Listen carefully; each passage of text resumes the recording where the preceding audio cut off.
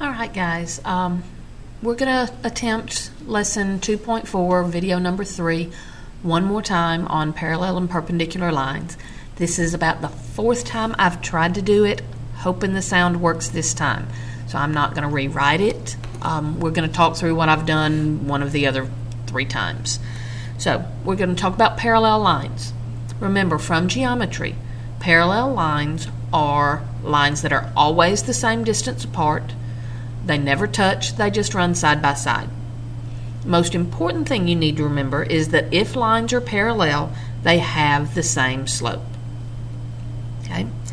Perpendicular lines are lines that intersect at a 90-degree angle. What you need to know about their slopes is that the slopes are negative reciprocals. And when I say negative reciprocals, here's what I mean. Okay, here's an example.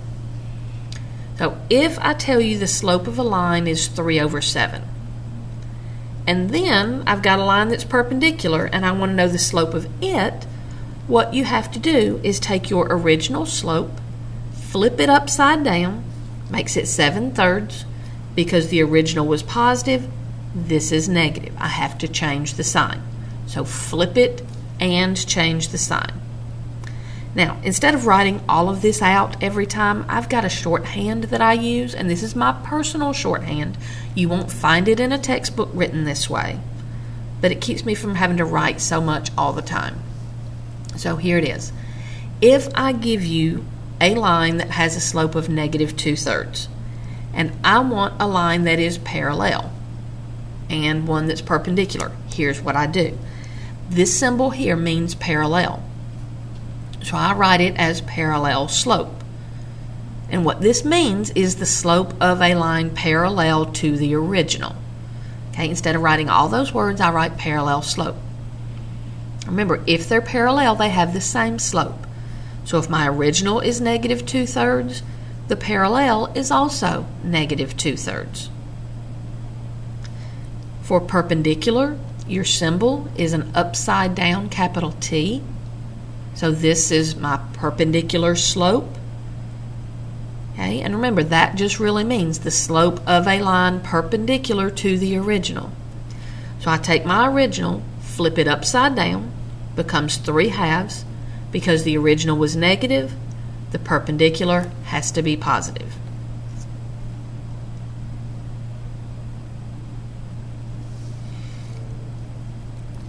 All right, next, problem 6.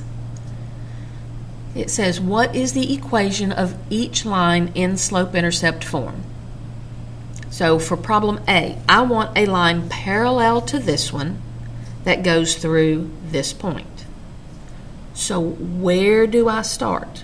Well, I start by writing down the slope of the original line. The original slope is 6. At this point, I don't need that equation anymore. Okay, I'm not looking at it. So now that I know the original slope was 6, I need to know the parallel slope. So my parallel slope is 6, and I want it going through the point 0,4. And we'll come back to all my purple drawings on here in just a minute. Okay, once I've got the slope for my parallel line is 6 and an ordered pair 0,4, I'm going to plug that into point slope form. So now, when I plug my information into point slope form, my y from the ordered pair goes here for y1. 6 goes for m, that's my slope and my parallel slope. 0 is my x from the ordered pair. But they want this written in slope-intercept form. So the first thing I'm going to do is distribute this 6 to everything here. So I recopy the left, I get 6x minus 0. Finish getting y by itself by adding 4 to both sides. And this is the equation of a line that is parallel to this one, and it goes through the point 0,4. So now, back to all my purple writing over here. This is a problem that if I was paying attention, I could have done it in a whole lot less time.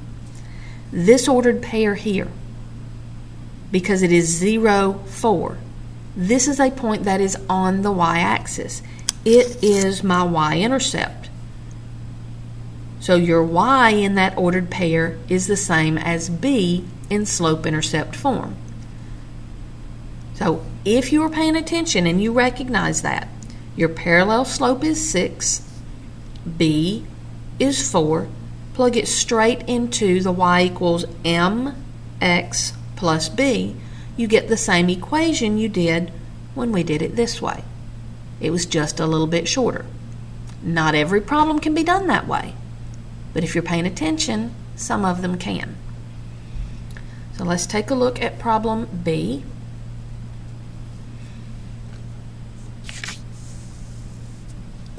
Okay, I want a line that is perpendicular to this one and goes through this ordered pair.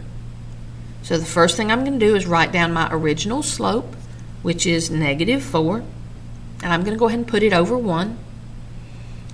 Then I've got to find my perpendicular slope. So I'm going to flip this upside down, make it 1/4. Because this is negative, my perpendicular one will be positive. So here's my perpendicular slope, the point it has to go through. This one is not on the y-axis, so I can't use the shortcut from above. I'm actually going to have to go all the way through, plugging in 2-point slope form. Okay. So when I plug it all in, here's what it looks like. The y from my ordered pair, my slope, the x from my ordered pair. And to put this in slope-intercept form, I have to distribute my 1/4. So it looks like this.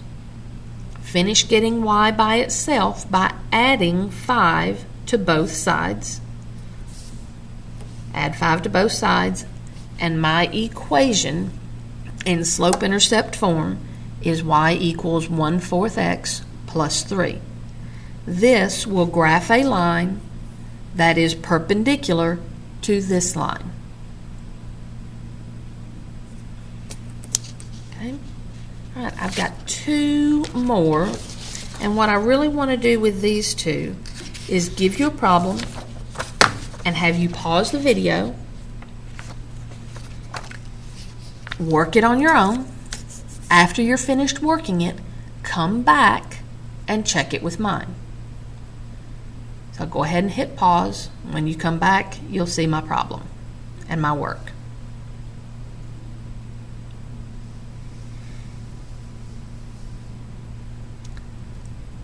So with this one, this equation was not in slope-intercept form. So I couldn't just look at it and figure out the slope. This is standard form. So what I had to do was move everything around so that y could be by itself. Okay, the first thing I did is I moved my 4x to the other side, and that gave me 2y equals -4x plus 7. Divide everything by 2, and I get y equals -2x plus 7/2. Don't worry about this fraction. You don't need it for anything. All you need out of this equation is your slope, which is -2. So my original slope is -2. That means my parallel slope is -2, and I want to go through this point. Plug it into point slope form, distribute, and get y by itself. This is the equation of a line in slope-intercept form that is parallel to this, and it goes through this point.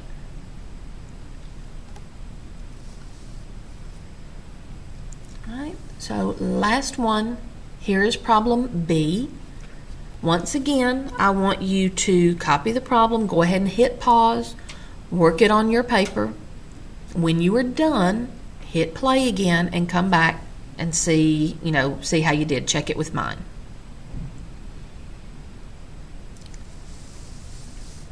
All right, so this one, I have an original slope of 2/3, and I want a line perpendicular.